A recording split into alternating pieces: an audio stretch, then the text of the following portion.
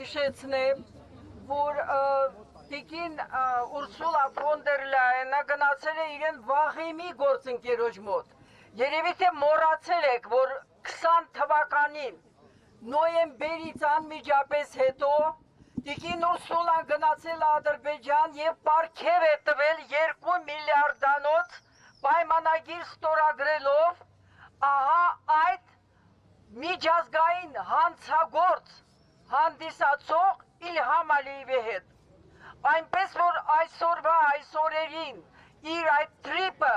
Ադրբեջան գնալ եւ Հայաստան, դա այդպես չի, որ հանկարծակի ինքը մտածել է բարձրացնի իր ենթակաների, այսպես ասած, ռեյտինգը։ Նա շարունակում է այն գործունեությունը, որի համար իրեն առաջ են քաշել ոչ թե Եվրոպայի ժողովուրդները, այլ հայտնի ամենապղտոր գլոբալիստական կենտրոնները։ Եվ այս առումով մենք պետք է հասկանանք, որ ոչ թե մենք գործ ունենք այդ գրեթե անմեղսունակ քաղաքական անմեղսունակություն տարապող քաղաքացիական պայմանագիր կուսակցության կոչված անձանց հետ։ Մենք գործ ունենք ամենապղտոր, շարունակում եմ, ամենապղտոր գլոբալիստական կենտրոնների ներկայացուցիչների հետ, որոնք արդեն հմուտ են, թե նախկինում որպես գաղութատերեր և հիմա տիրապետում են ամբողջովին քաղաքական մանիպուլյատիվ տեխնոլոգիաներին։ Հայաստանը հերթական զոհն է այդ մանիպուլյացիաների։ Ես հստակեցնեմ,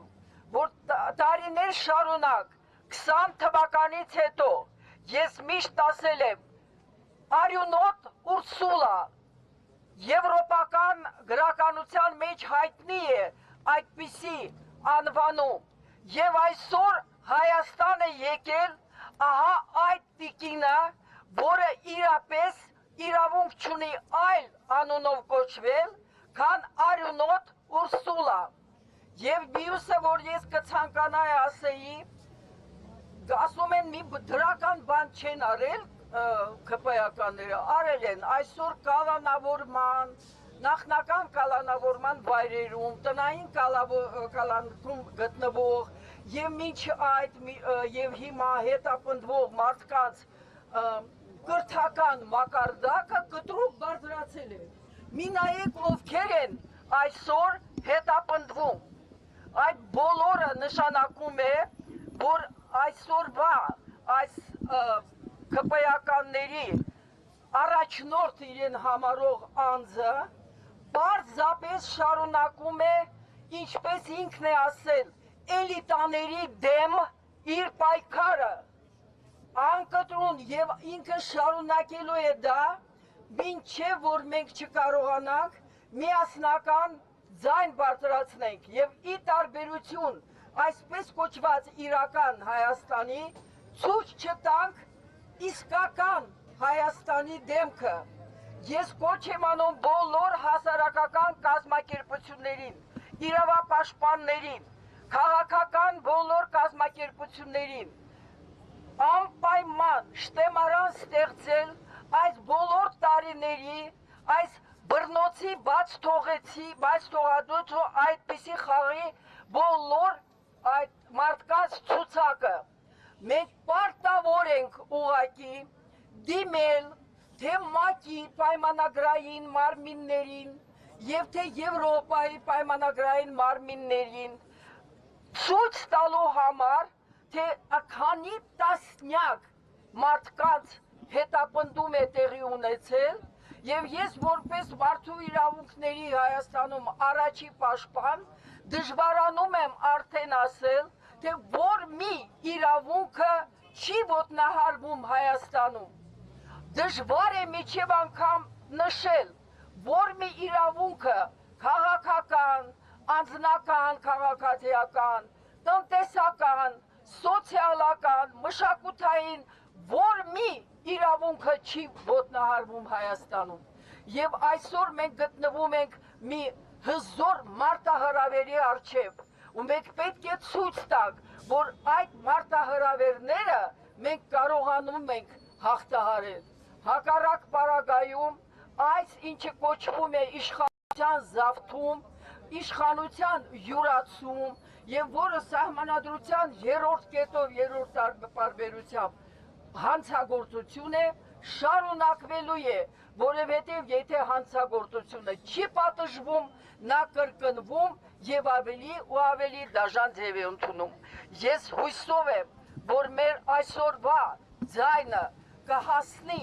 ոչ միայն այդ հյուրին անկոչ, այսպես ասած, այլ կհասնի Հայաստանի Հանրապետության հասարակությանը։ Հիշեցնեմ, Հայաստանը ավելի պաշտպանված չէ, քան Արցախը։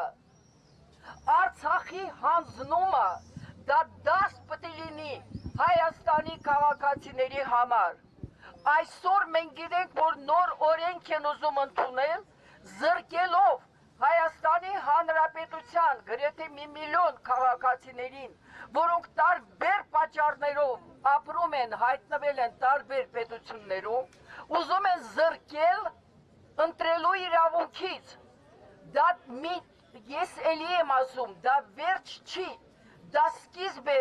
նոր բռնաճնշումների ալիքի։ Ոչ եմ անում բոլորիս միասին մի երկու բառ ասել. Ursula, shame on you, shame on you, shame on you։ Դու եկել ես Հայաստան որպես չորրորդ դասի մի երկիր, արհամարելով Հայաստանի Հանրապետությունում օրվա իրավիճակը։ Եվ վերջին խոսքս ես ուղղում եմ մեր անցալի սև բերետավորներին։ Շնորհակալություն։ Դուք միշտ մասնակցում եք մեզ հետ բոլոր բողոքներին, եւ ես հույսով եմ, որ ձեր մեջ ուշ թե շուտ, ավելի լավ է շուտ, կարթնանա հենց ոչ թե բերետի վրա գրածը, այլ բերետի տակ ձեր ուղեղը կաշխատի։ Եղեք խելոք, եղեք Հայաստանի Հանրապետության քաղաքացի, այլ ոչ թե իշխանության ենթակա։